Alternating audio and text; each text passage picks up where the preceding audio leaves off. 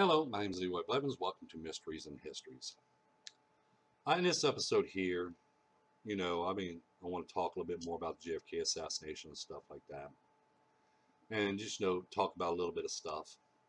Because lately I've been getting a lot of emails from people. I get a lot of hate from people because they're claiming that I say, hey, why are you putting all these researchers down? Which, one, I don't put the researchers down, okay? But I got to point out the false stories that surrounds the JFK assassination. You got to point them out. If you don't point them out, you're never going to get the truth. Now, a lot of people says, oh, well, I even got some emails where people says, oh, I wish you never even got into it, okay, or never even look into it. Let's think about that for a moment. Let's say I never got into doing research into JFK assassination or an investigation. Would you see colorized images from the JFK assassination? No, we'll still be working with black and whites because I was the first one to start colorizing these images. And after I start colorizing, there's a couple other people out there trying to colorize these images as well.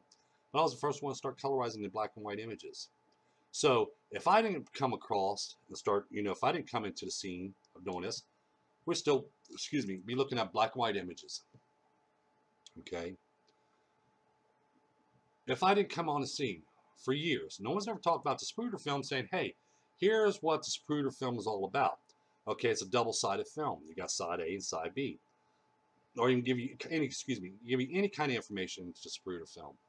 Okay? Or even the gunman that was seen in there, or the shots that can be seen in this Zapruder film. You wouldn't know none of that. Everybody would still be walking around. The Zapruder film was a hoax. I mean, the Zapruder film, well, actually, there is people actually says the Zapruder film was a hoax as well. But, the film was altered and stuff. So every information or any kind of information, no one would even pull out the Zapruder film. So the Zapruder film probably would have been wiped away by now. Okay, it would have been wiped away, just like the Mary Mormon photo. Okay, since the Mary Mormon photo doesn't show no gunman behind a picket fence, only the so-called badge man, which will still be pushing that claim of the badge man. But here's two gunmen would have been never seen. Okay, they would never have been located. There they are, both gunmen with rifles in their hands. And then when you look in the films and images, you see them firing rifles from locations. We know where the fatal headshot came from. You wouldn't know none of this information if I did not come into the scene when I did. So you see, there's a lot of things, because now people's paying more attention to the films. A lot of people's paying more attention to the images. A lot of people starting to colorize the images. People starting to look into this Zapruder film a lot more. Okay, just like if you see right here, this was on the day of the assassination. See this police officer? There is the manhole cover, which 2 bullet strikes there. Again, this information wasn't being out. This information, the manhole cover, no one even knew about that because no one was never talking about it. No one's never even said nothing about it. It's in the reports and stuff, but no one wants to talk about the manhole cover. Okay, but I bring it out. Then all of a sudden now everybody's talking about it. And then there's people adding different stories of, well, this shot came from this location, that location now. Okay, but you see this right here. Look at this guy right here. This is the police officer. He's trying to say, well, these shots right here to this concrete and stuff like that, manhole cover, came from this direction here, which is pointing to the Dallas, Texas School Book Depository. Am I correct? But I go to Dallas, Texas. I go to both bullet holes, which a lot of people's already talking about. Let's see, this bullet hole here they're talking about, but the other one they're not even talking about. But I present and I show this bullet hole here and this one here, which is on the side. This is shot number 8. Okay? And this is shot number 9. You see what I'm saying? Now, there is that information there. Now, we did it for the first time. We're the first ones that does all this stuff. That's what I'm saying. We're the first ones bringing out. We're the first one presenting everything else. As you see your laser pointer right here, we aimed the bullet mark back to its location. Where did it line us back to? Both shots line us back to right here. We brought it down because the laser pointer was pointing up here, so we brought it down on the wall so it can be seen, as you see right here. So we can see that laser pointer right here. That's where that image is showing us. Let me show you this. Okay, which, like I said, people don't understand this. But we're the first ones to present this because we look for the evidence. We find that evidence. Okay? Just like when I was showing the Spruder film. Okay, let's bring up, I just got done making a video here, which I'll bring up this frame right here, which I think has got, yeah, here we got it right here. We'll just bring this up too, okay? And the reason why I want to bring this up is because I want to show people what I'm talking about here. Here we have the bullet hole. We got Spruder film, and we got the bullet hole right here. Okay, so let's bring these two back up in the frame. Now, as I point out in my research, okay, if it'll let me do it.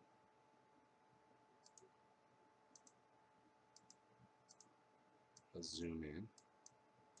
Right here is, if you watch my cursor right here, is the man on top of the rooftop of the county records building. If it'll let me do it. Okay, here's the shadow of the man right here. Here is the shot to the manhole cover right here. We're lining this back up, and that laser pointer is right here in the same location right here. Let's see right here. Same location. Right there. Okay, there's that gun. Gunman right here. The light right here. Gunman right here. Right here. See what I'm saying? It's lining up the same location. So you see, no one would ever even know this information if I didn't come into the scene. Just like right here. No one even know about the bullet lying in the grass. No one would even know that this guy right here was picking up that bullet casing. I mean, that bullet was lying in the grass. No one would even knew that.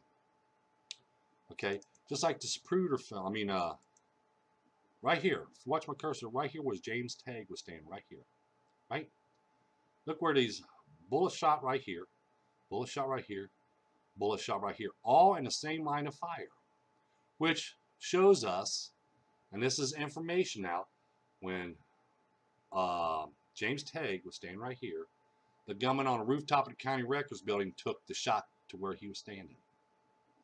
So now we know where that shot came from. We know where the shot landed at. Now we know where that shot came from. The rooftop of the county records building. Same as this shot right here and this shot right here. So you see what I'm saying? Now a lot of people says again, well, they wish I never got into this. You know, like I said, if I never got into this whatsoever, think about it. If I never found the evidence that I found, if I didn't even bother taking time and going to the JFK assassination, one, yeah, I'll probably be a lot richer now because I want to spend a lot of my money. You know, could probably been have my own house by now, probably own my own house by now. You know, that's one good thing there if I never went into it. But then again, if I never went into it, nobody would know this information. We would still hear the same stories. One side would tell us Lee Harvey Oswald was the lone assassin. He took 3 shots and that was it. But then the conspiracy people over here says, oh no, there was gunmen behind the picket fence area. The films have been altered. Nobody would be showing no evidence. No evidence. Just these stories keep on just thrown out there. Thrown out there. That's all we're going to keep on hearing is stories. But since I came into the scene and I started finding evidence and I started presenting evidence, now people's stories are changing. Okay, eyewitness accounts. Eyewitnesses' stories are changing. Researcher stories are changing. Researchers and stuff are looking more now. They're presenting images now. They're presenting images. Okay, they're colorizing images. Okay, there's more people looking into the films, looking into the images now. No one's never done that before. They always says one person can make a change. It's the truth. I made a big change in the JFK assassination. Okay, a lot of truth is now being revealed into the case. If I never stepped one foot towards the JFK assassination, all this information would have still been lost. No one never really would take the time. Just like I said, no one would even take the time to make, you know, physical evidence like the bullet casings. Okay, they wouldn't take time to make them. Okay, which people can get. Okay, we look at this. This is called evidence. Okay, when you take a magic bullet like this. Okay, this is the size of the magic bullet right here. This is supposedly this size of a bullet went through 2 people and made contact with bones and stuff.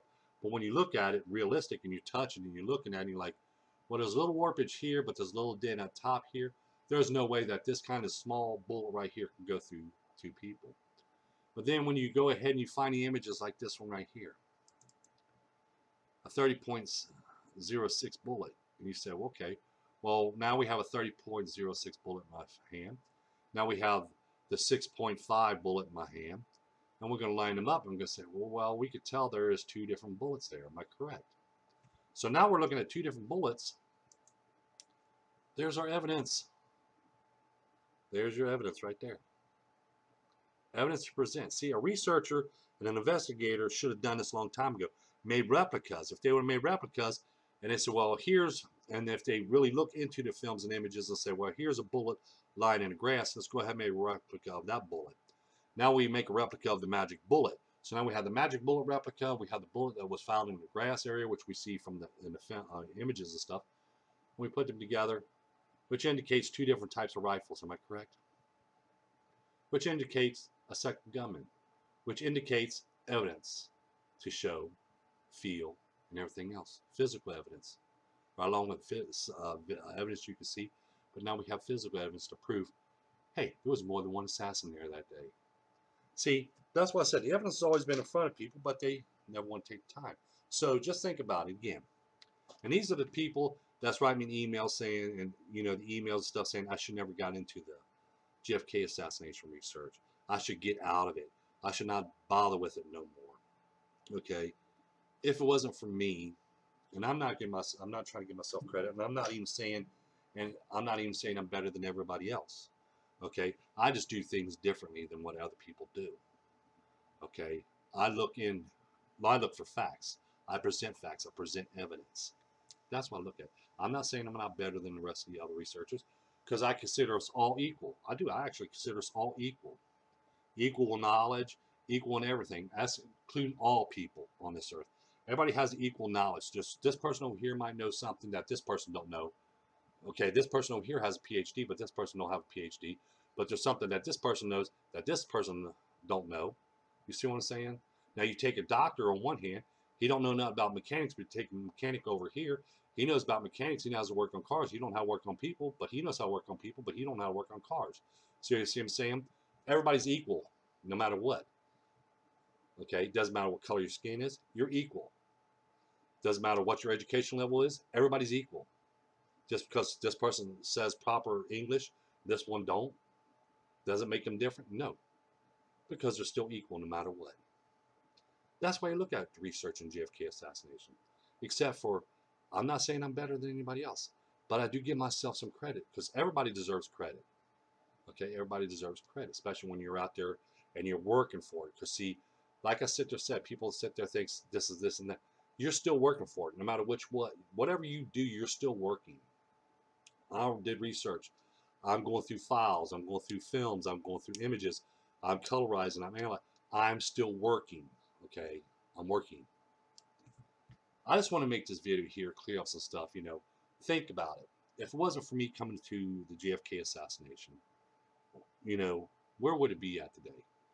Same as it was 20 years ago. Same as it was 10 years ago. Or I came into it 13 years ago. So let's go from 2004 on back.